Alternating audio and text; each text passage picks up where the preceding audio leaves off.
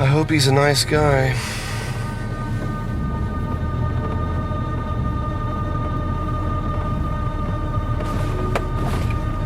I see him. Let's do it.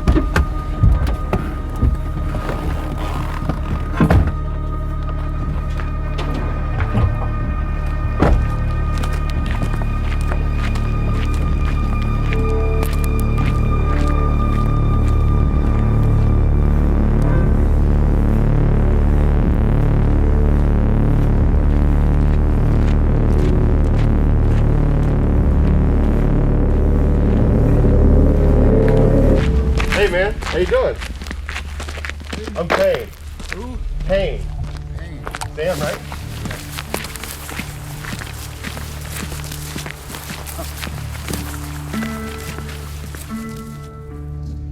Seeing you guys get out of your truck. Fucking got cameras that's watching you guys. And I thought, what the fuck they doing? So I went and looked at my cameras, and then I grabbed this, and if I'd have seen a gun in your hand, I'd have raised it. If I'd have seen a gun come out, I'd just shot your ass.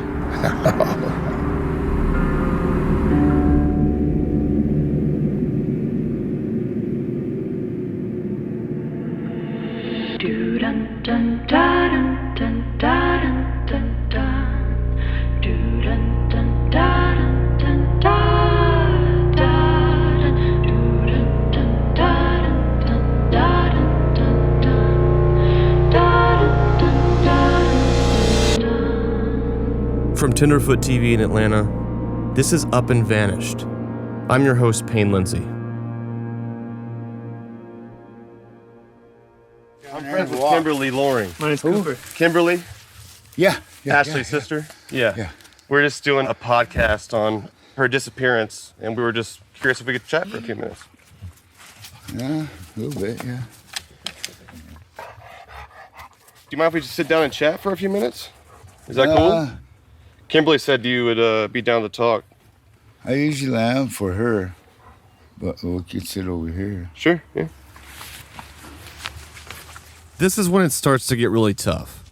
Do I tell you as the listener how I feel about this person's guilt or innocence? How much do I read into his mannerisms, his overall behavior?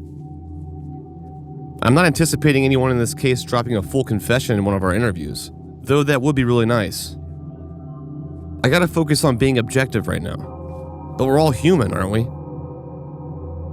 Things from this point forward in the podcast become something I've found exceptionally difficult to navigate. And with complete transparency, I don't know who killed Ashley. At least not yet. Yeah, man, everyone wants to know what happened, so everyone's freaking out, you know? You know, and in this moment, right here, right now, I'm prepared to give Sam McDonald the stage. What's his side of the story? The fact that I'm even here and he's still talking to me seems like a pretty good sign.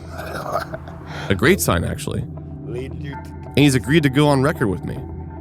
Everything I'm telling you is true. I should just keep playing my cool. He's starting to seem pretty benign. But his pistol is still sitting there on the table. I'm just being over paranoid about the gun, right? But I don't have a gun with me. It's Montana. It's totally normal. Keep your eye contact. Look like you got your shit together. Relax. Let's just talk.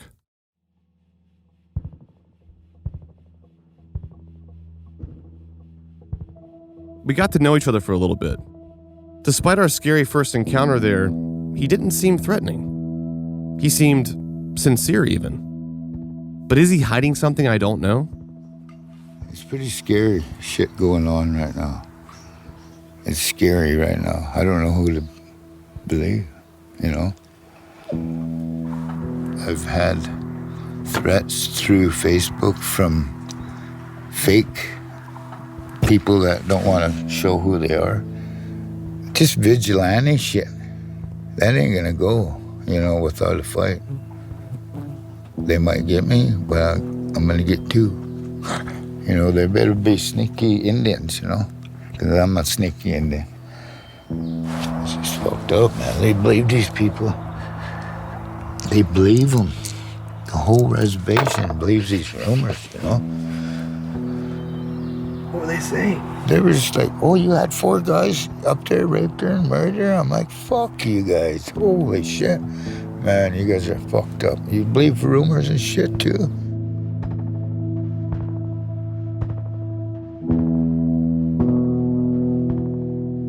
I'm a religious man. You know, I don't live every day. I smoke weed. That's God-given shit. That's God-given. But I was on a 5-year bender. Went through a divorce. And next thing you start doing meth, you know, and enough was enough, you know. I didn't get hooked up with no big fucking dealers or anything, you know. I wasn't no big dope dealer. Fuck. Like they try to make me sound to be. When I was younger, you know, and that's where everybody thinks, oh, Sam's this. When I was younger, I rode bulls. I fought men, you know. I'll still fight. I'm 60 years old. There ain't nobody fight even, no, anymore. You know, I had my day. Like any other man when I was young, any other Blackfeet, I abused my first 2 wives, you know. I was mean to them. I was a mean man when I was younger. You know, I admit to that shit. Why were you, do you think? And how'd you change? Just the way you get raised. What do you mean? My stepdad beat my mom. You know, it's a fucking thing. It's a curse, you know, and you gotta stop it somewhere. And my last wife, I never laid a hand on her ever, you know. And I was with her for 12 years.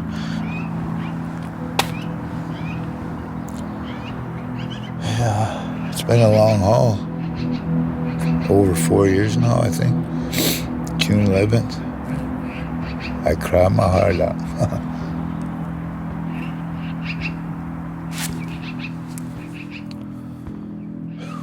According to Sam, the last time he saw Ashley was on the morning of June 11th, 2017. This is nearly 6 days after the party at Vernon's house.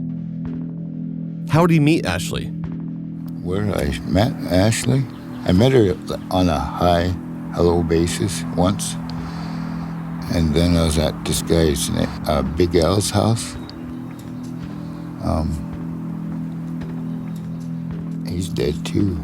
But I was there. That's how she followed me out when I left, because she knew me somehow. And she's like, Sam, where are you going? What are you doing? She's like, I don't want to be here. It's like, you don't have to be here. I didn't know her. I said, get in. I was with her for 6 days. We had fun, you know, and we got along. We were fucking high for a few days, you know. So he picks up Ashley from Big Al's house. They spend 6 days together at his cabin, getting high, according to him. And on the 6th day, he claims he was ready to take her home. I wanted her to go kind of regroup, go home, work on her truck and stuff, you know, meet her family. She didn't want to go home, she said. Why not? I don't know. She's like, Sam, I don't want to go home. She disappeared on me a couple times. What do you mean, huh? Just disappear and then come back later. Saturday, I got so drunk. I passed out here. She headed out. She was gone like for 7 hours maybe. It was 5 in the afternoon. And at 1 in the morning, here she come right through here walking. And she was just like all fucked up. It wasn't meth. And she come back and she was pointing in here like that and stuff, and she'd sit in my cars. And what was she on?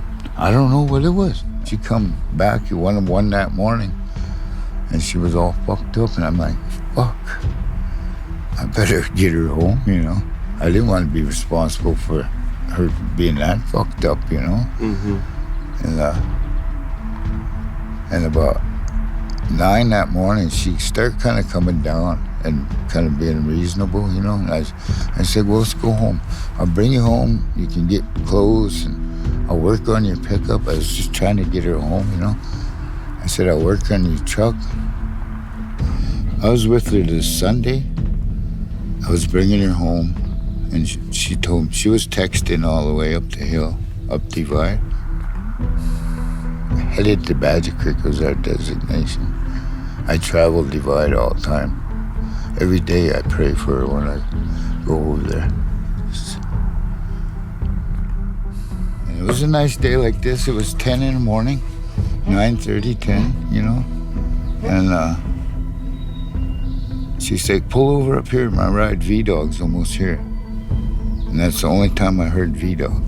And if I had to do that day over, I'd have kept going, you know, because I was bringing her to the Badger Creek. And she told me to pull over up on top there because she had a ride coming, V-Dog. I leaned my chair back. Last thing we talked about, she said, Sam, where's that cabin up there? And I showed her a cabin on Divide. There's way at the top, there's a smoke cabin. And she's like, oh yeah. She's like, how do you get to it? I said, I think there's a trail that goes around the back. And I leaned my chair back like that, and boom. You know, I was awake. I went to sleep. And I wish, and nobody woke me up. I woke up myself. So when you woke up in your car, what were you thinking? Like, what was the first thought that came to your head? I thought it was like 2 minutes. When I woke up there, I thought it was like 2 minutes, but I figured it had been 40 minutes. Sleeping. So in that 40 minutes that you were asleep, where do you think she went? She got her ride with V-Dog, because he was almost there. She said, pull over on top. She's like, Sam, she's like, I don't want to go home yet.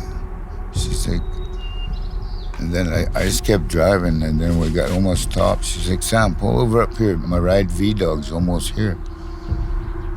And I was so tired, and so I pulled over. I just, you know, I didn't know who V-Dog was. Thought maybe it was a cousin or something. Anyway, and I fell asleep. I woke up. I told her to tell me before she left, and she didn't. She just left. And I woke up, and I'm like, fuck, I hope she didn't fucking walk up there. The cabin. Yeah, that was my first thought. Sure, I led a search with there was like 5 different police departments, like the Homeland Security, FBI, the BIA, the Blackfeet, there was sheriffs, 2 sheriffs hiked up with us. There was maybe even 12.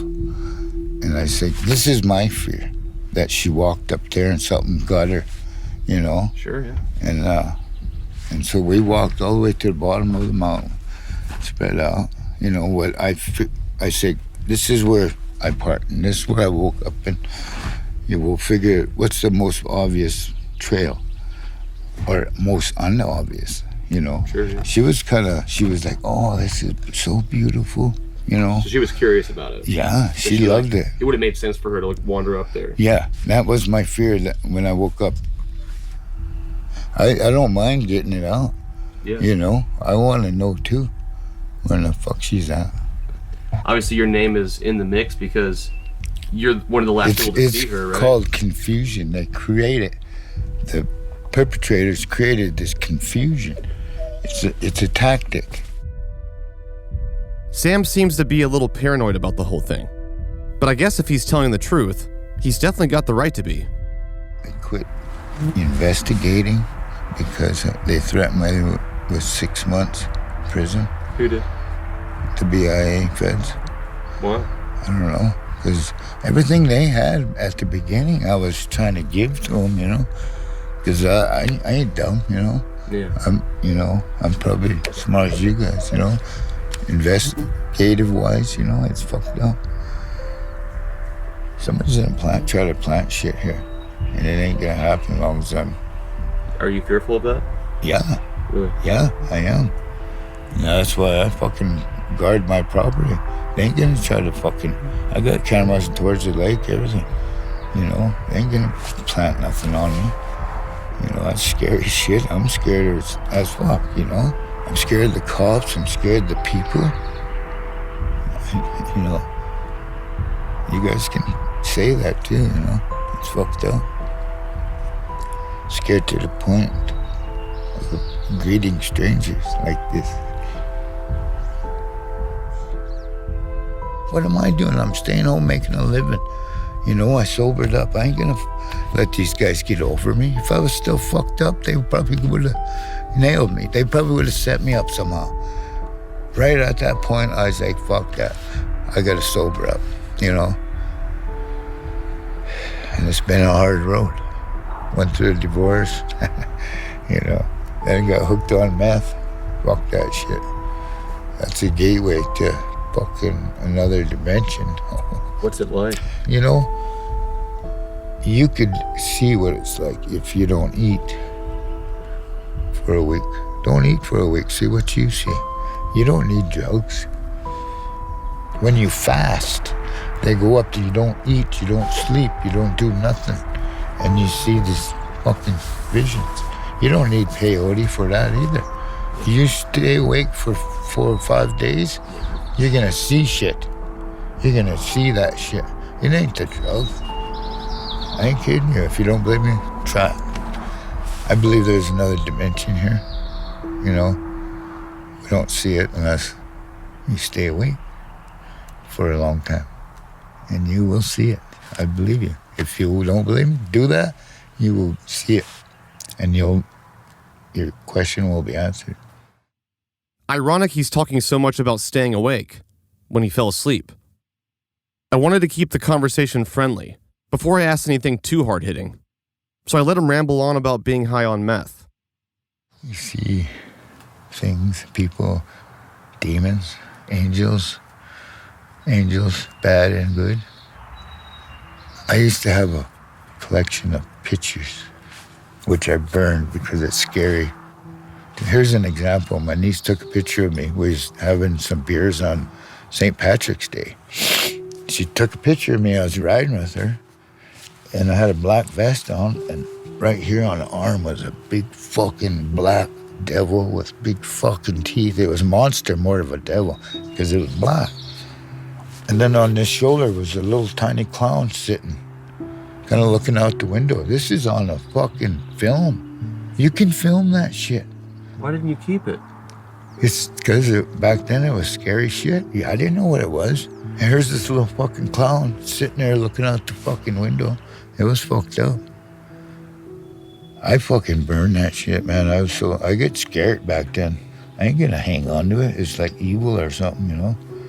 But then I sober up and I think back about all this shit. That's what I think. I hope I ain't leading you to disbelieving my fucking ass, because everything I'm telling you is true. She came to me in my dream, Ashley, and told me to turn it over. That's the only way I can help. Right? When I wanted to help so much, but I couldn't, you know? And she came to me in a dream and just said that the only way it can help is turn it over to Jesus, through Jesus. And that was 2.5 years ago. I just remember waking up. That was what I had to do. It was in my heart. And I didn't even go to work. I prayed and cried all day. And it was like, the truth will come through Jesus. I believe it. It's the only positive thing I have, you know? Turn everything over to Jesus. And I try not to worry about it, you know? But I pray every day for her. Every day. So did you have anything to do with her disappearance? No, I fell asleep. That's the only wrong thing I did. And I'll probably never forgive myself. Do you feel kind of bad about that? Yeah, what do you think? You know? Yeah, I feel bad. I don't know what happened to her. You know? And I feel bad for Kimberly and her grandma. So you're certain the last time you saw her was the 11th? I'm certain, yeah. So anyone who saw her after that is... I've never seen her after that. Since I fell asleep, I have never seen her after that. I haven't. I have never seen her after that. I don't know. I don't know what happened to her after I fell asleep. I can't say that. I wish I could say, oh yeah, I seen her get in with these people. But I fell asleep. Why would I? I can't lie. Not even for that, you know. That would be a God-given thing if I would have seen who she got in with, you know. I pray to Jesus for her family to have comfort, you know, so I can have comfort too. I need it too. Nobody knows my pain, you know. What is your pain? That girl put a place in my heart. There's just so many people believe shit. I told you guys the truth. That's it. I got nothing to do with her. I have nothing to do with none of that. Fuck, man. All I did was party. And I made a call of concern, you know, on her behalf, because it was fucked up seeing a poster, you know. Apparently, in the coming days after Ashley vanished in his presence, missing posters for Ashley were starting to circulate. So he called Blackfeet law enforcement to tell them what he knew. And I said, I was with her, you know, 6 days. 6 days I was with Ashley. You know, we talked a lot, you know. About what? Life. And I think she's up there happy. She's happy, I think. I hope. Because I don't know. Yeah. This is fucking fucked up telling you guys this shit, you know. Gotta know, though. You know, I'm scared to let it out, but fuck it, you know. I'm alone in this, I think. The more I know, the better. For everyone's sake, well, to good. be honest. I hope you guys believe me, because I got heart and soul into what I just told.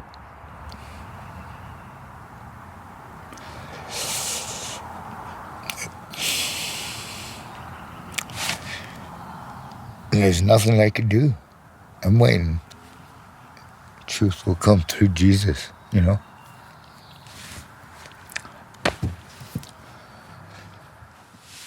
I don't know what else to do. There ain't nothing I can do. In this moment, there are tears running down Sam's face. He's legitimately emotional about this. But the question is, where is that emotion coming from? I wish I knew. I wish I could fucking know what happened. But what about V-Dog? 1, what kind of name is that? 2, is he a real person? According to Sam, he is. We figured V-Dog was that Paul. Do you know Paul or no? No, I have never seen him or anything. But I know of him and what he does. You know, I hear things. Sam says that V-Dog is likely a man named Paul Valenzuela. He knows of him, but they're not close. One night, I come home at 2:30 in the morning. It was right after the poster. Here's Paul's pickup at the end of this road down here, sitting here. I'm like, what the fuck, man? I come home, I was drinking in town at the casino. And by the time I whipped around, I had that red Monte Carlo right there. By the time I whipped around, they were fucking going. And I called the BIA that exact moment. I had a number. So if V-Dog is Paul, then he's definitely someone I need to talk to. If Ashley was picked up by Paul that morning, then this literally changes everything. After my meeting with Sam, we exchanged numbers, and he agreed to keep talking to me throughout my investigation. It was time to decompress and go back to the drawing board. There's a lot of names now, and way too many suspicious characters. I caught up with Vernon again, the guy who threw the party Ashley went to on June 5th, before she ended up at Sam's.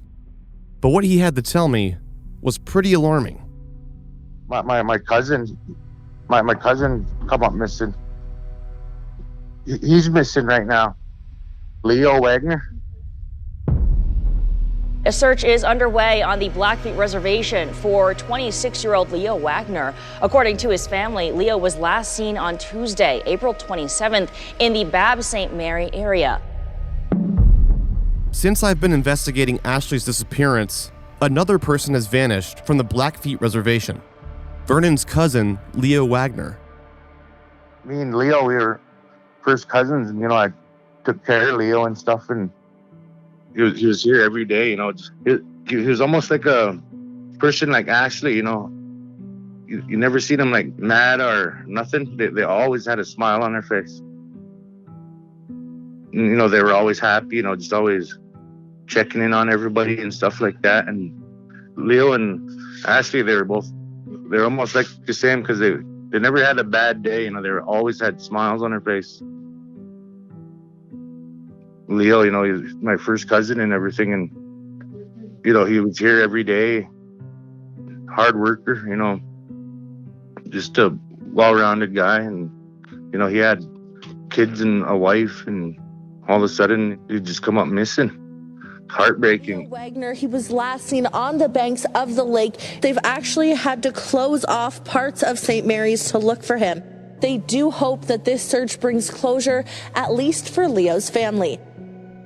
Just like Ashley's case, rumors immediately began surfacing, and none of it sounded good. There's the stories. Supposedly he got murdered. I got a recording though. There's a couple of people talking about it. Supposedly what happened. It's a video though, but they're secretly recording it. It talks about how like my cousin fought these two guys for like 25 minutes or something. Supposedly he beat them both up, because they were trying to pile him. And then, I guess he was trying to catch his breath or something. And this other guy named Robert, I guess, supposedly shot him. I got it on my phone. I could send it on Facebook. I don't know if it's true or not, but I don't know. You just have to listen to it for yourself. Vernon sent me a cell phone recording of two unknown people talking about what sounds like Leo's murder. It's actually pretty damning. And tell us, and he don't even know he told us the whole fucking story.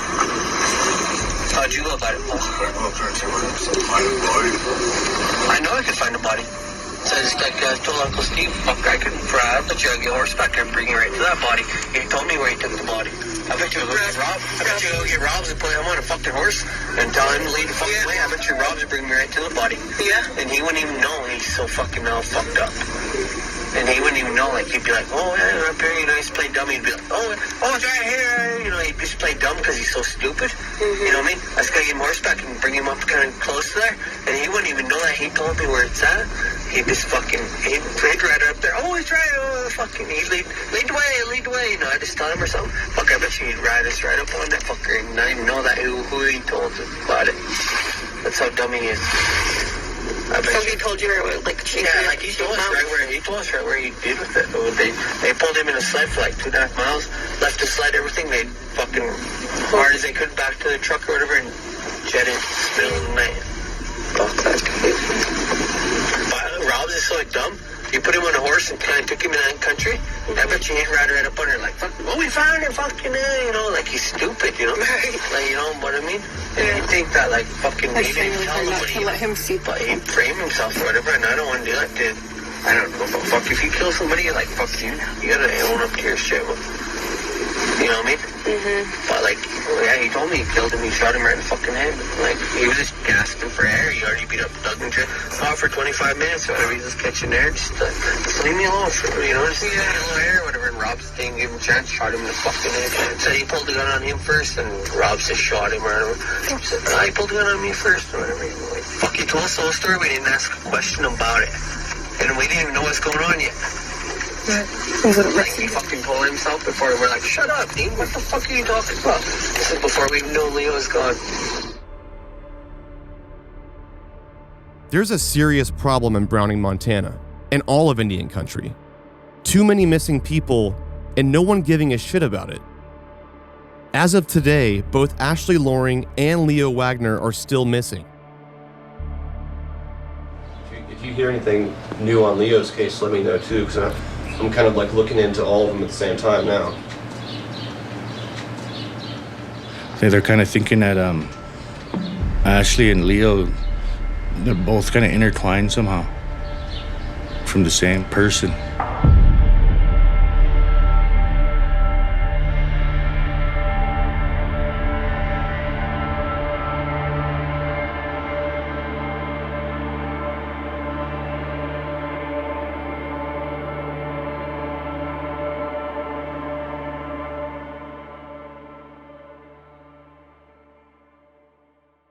Next week, we're going to take a short break from the investigation to focus on MMIW and all the complexities associated with this widespread issue.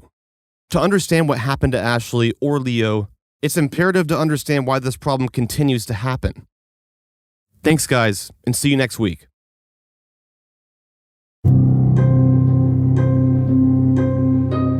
Up and Vanish is a production of Tenderfoot TV, created, hosted, and edited by Payne Lindsay. Executive producers are Payne Lindsay and Donald Albright. Original score by Makeup and Vanity Set. Our theme song is Ophelia by Ezra Rose. Sound design, mixing, and mastering by Cooper Skinner. Additional production by Cooper Skinner, Eric Quintana, and myself, Mike Rooney. Our cover art is by Trevor Eiler. Special thanks to Grace Royer and Oren Rosenbaum at UTA. Ryan Nord, Jesse Nord, and Matthew Papa at the Nord Group, Station 16, Beck Media and Marketing, as well as Chris Cochran and the team at Cadence 13. Visit us on social media at Up and Vanished, or you can visit us at upandvanished.com where you can join in on our discussion board. If you're enjoying Up and Vanished, tell a friend, family member, or coworker about it, and don't forget to subscribe, rate, and review on Apple Podcasts. Thanks for listening.